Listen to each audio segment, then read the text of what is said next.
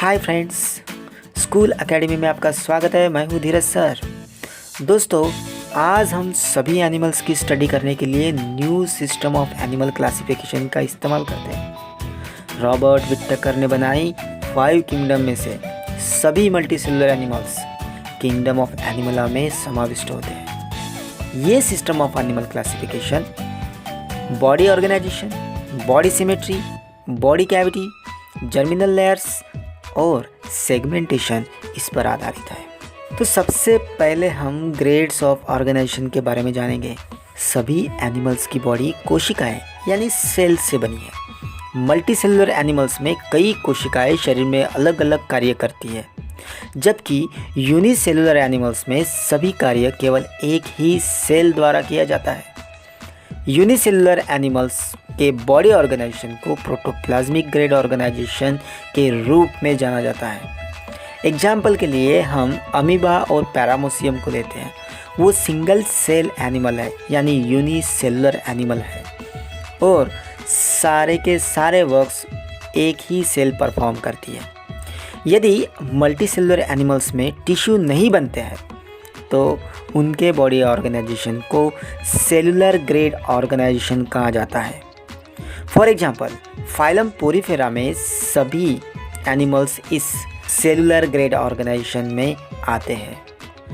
कुछ एनिमल्स में कोशिकाएं या सेल्स टिश्यू के निर्माण के लिए साथ आती है और उसकी मदद से शरीर के कार्य किए जाते हैं। ऐसे animals cell tissue grade organisation से जाने जाते हैं।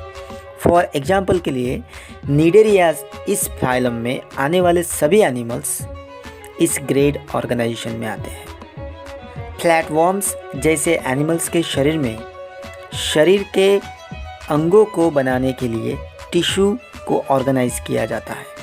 इसे टिश्यू ऑर्गन ग्रेड ऑर्गेनाइजेशन से जाना जाता है, लेकिन इसमें कंप्लीट ऑर्गन सिस्टम नहीं बनी होती है।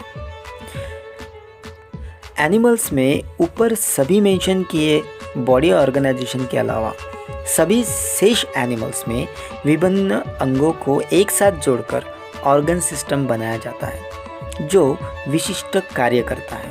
उसे ऑर्गन सिस्टम ग्रेड ऑर्गेनाइजेशन से दर्शाया जाता है। फॉर एग्जाम्पल के लिए क्रैब, फ्रॉग, ह्यूमन, ये सभी एनिमल्स मल्टीसेलुलर एनिमल्स है। दोस्तों, ये वीडियो पूरा देखें।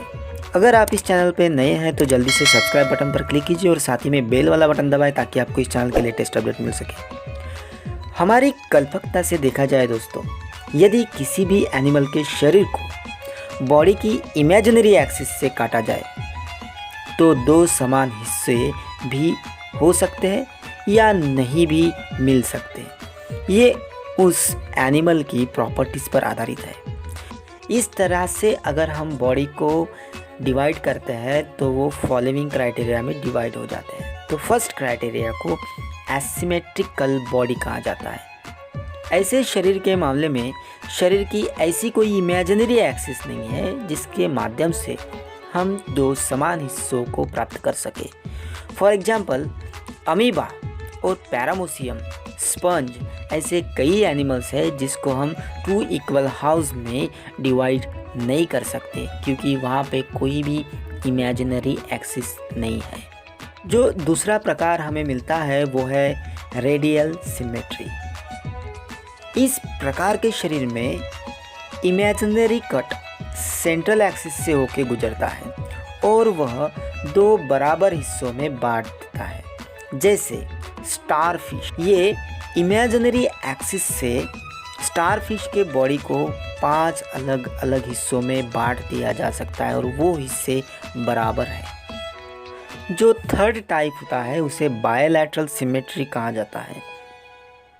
इस प्रकार के शरीर में शरीर की केवल एक ऐसी इमेजिनरी एक्सिस होती है जिसके माध्यम से हम 2 समान हिस्सों को प्राप्त कर सकते हैं।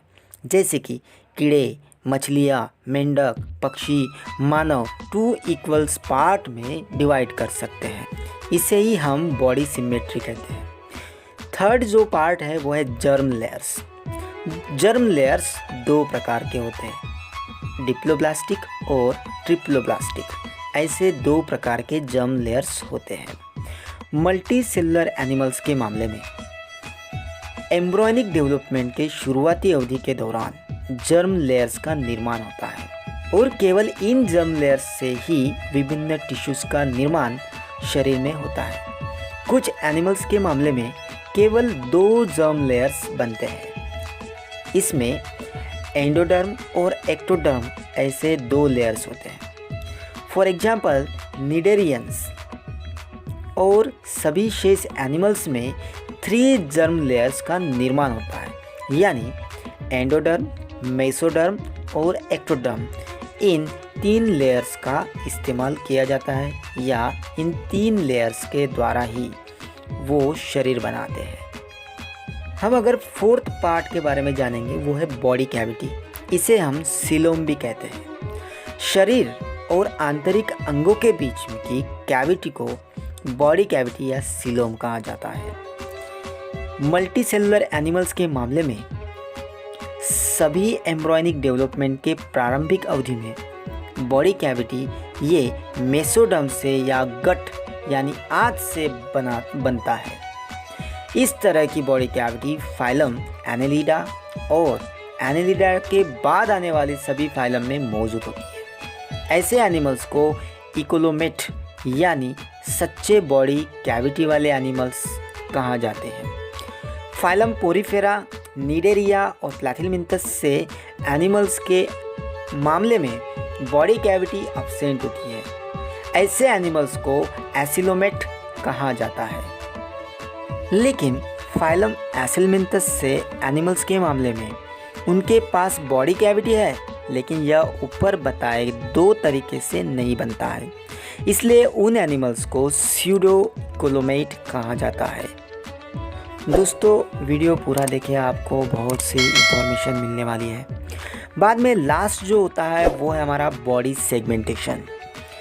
शारीरिक विभाजन। यदि एनिमल्स के बॉडी को छोटी समान यूनिट्स में विभाजित किया जाता है तो ऐसे बॉडी को सेगमेंटेड बॉडी कहा जाता है और प्रत्येक स्मॉल यूनिट्स को सेगमेंट या खंड कहा जाता है, जैसे कि अर्थवॉर्म फ्रॉम फाइलम एनेलिडा से। इन 5 क्राइटेरिया के आधार पर न्यू सिस्टम ऑफ क्लासिफिकेशन बनी है। इसकी मदद से हम आज किसी भी एनिमल्स को इजीली स्टडी कर सकते हैं। दोस्तों ये वीडियो आपको कैसा लगा ये कमेंट में लिखिए और लाइक करके शेयर भी कीजिए। और हाँ दोस्तों, सब्सक्राइब करना ना भूलें। हमारी नेक्स्ट वीडियो में हम 10 फाइलम के बारे में जानेंगे। तब तक के लिए गुड बाय।